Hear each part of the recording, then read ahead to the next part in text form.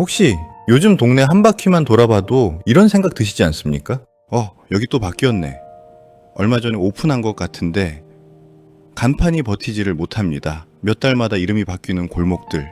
물론 예전에 IMF 때 글로벌 금융위기 때도 분명 힘들었습니다. 하지만 그때는 한번 크게 흔들리고 나서 다시 돌아오는 느낌이 있었어요. 지금은 다릅니다. 손님은 예전만큼 오지 않는데 임대료, 인건비, 재료비는 한 번 오르면 내려올 생각을 안 합니다. 오늘은 가장 직접적으로 보여주는 자영업 이야기를 해보려 합니다. 지금 대한민국에서 유난히 빨리 조용히 위험하게 무너지고 있는 자영업 10가지.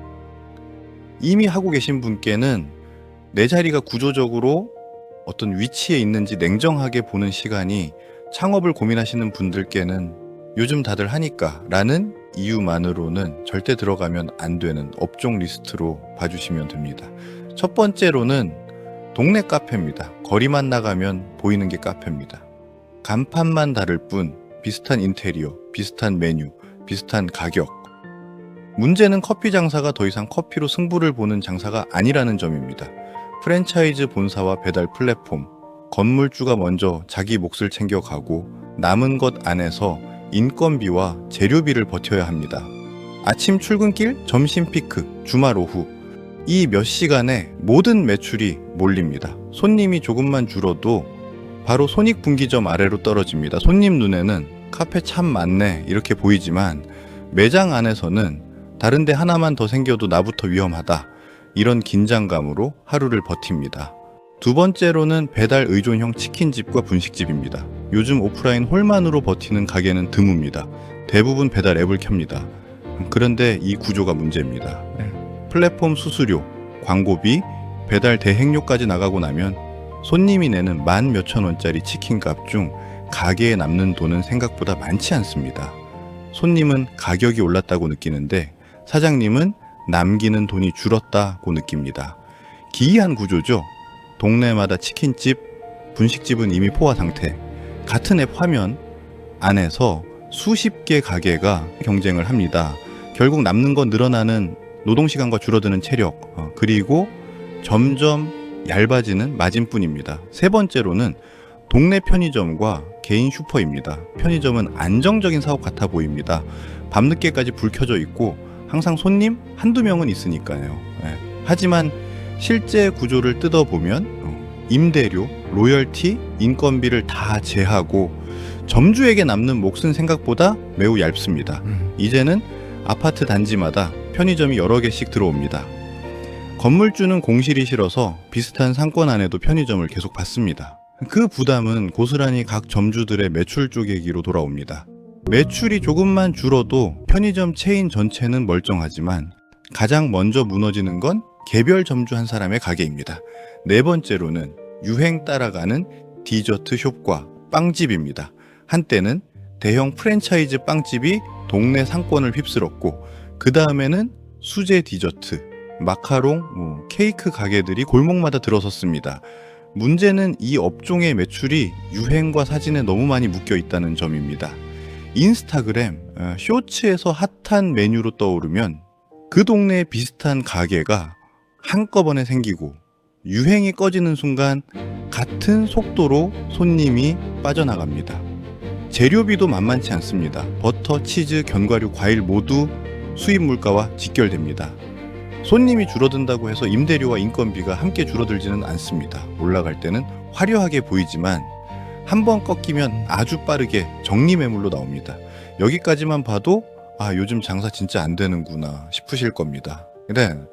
그런데 여기서 더 무서운 건 이제부터 나올 업종들입니다. 겉으로는 트렌디하다, 새롭다, 무인이라 편하다 이렇게 보이지만 실제로는 가장 빠르게 정리되고 있는 곳들이거든요.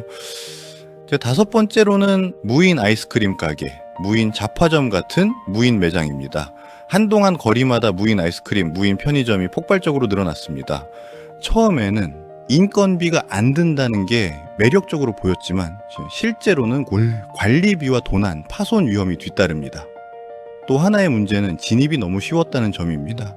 누구나 비슷한 규모로 들어올 수 있었고 상권 분석도 제대로 안 된 차에 빈 점포가 있으면 그냥 채워 넣는 식으로 확산됐습니다.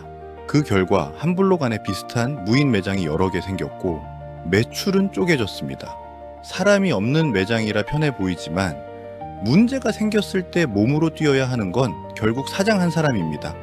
6번째로는 오프라인 의류 소매점입니다. 과거에는 동네 상가에 있는 작은 옷가게도 꽤 버텼습니다. 단골이 있고 직접 골라준다는 강점이 있었으니까요. 하지만 지금은 스마트폰에서 더 많은 선택지가 펼쳐집니다. 온라인 쇼핑몰, 해외 직구, 중고 거래까지 옷이 소비되는 경로가 완전히 달라졌습니다. 그런데도 많은 오프라인 의류 점포는 예전 방식 그대로 비슷한 동대문 물건을 들여와서 비슷한 DP를 하고 비슷한 가격표를 붙입니다. 손님은 굳이 이 동네에서 사야 할 이유를 찾기 어렵고 사장은 재고를 떠하는 채 계속 시즌을 지나보냅니다. 팔리지 않는 옷이 창고에 쌓이는 속도가 현금 흐름보다 빠르면 그 가게의 시간도 빠르게 줄어듭니다. 7번째로는 오프라인 학원 중에서도 저출산 직격탄을 맞는 동네 소규모 학원입니다. 아이 수는 줄어드는데 학원 수는 그대로이거나 오히려 늘어난 곳들이 많습니다. 그리고 상위권 학원과 대형 브랜드 학원으로 수요가 쏠립니다. 동네에서 조용히 운영하던 작은 학원들은 조금씩 학생 수를 빼앗기고 있습니다. 공부방, 소규모 교습소처럼 임대료와 인건비를 최소한으로 줄여도 교육비 지출 구조 자체가 바뀌는 상황에서는 버티기가 쉽지 않습니다. 게다가 온라인 강의, 인강 플랫폼이 저렴하게 고급 콘텐츠를 공급하면서 동네 학원의 차별점은 계속 희미해지고 있습니다. 8번째로는 가족 단위 식당, 특히 애매한 가격대의 일반 한식당입니다. 예전에는 회사 회식과 가족 외식이 골고루 있어서 점심, 저녁, 주말이 모두 중요했습니다. 지금은 회식 문화가 눈에 띄게 줄었습니다.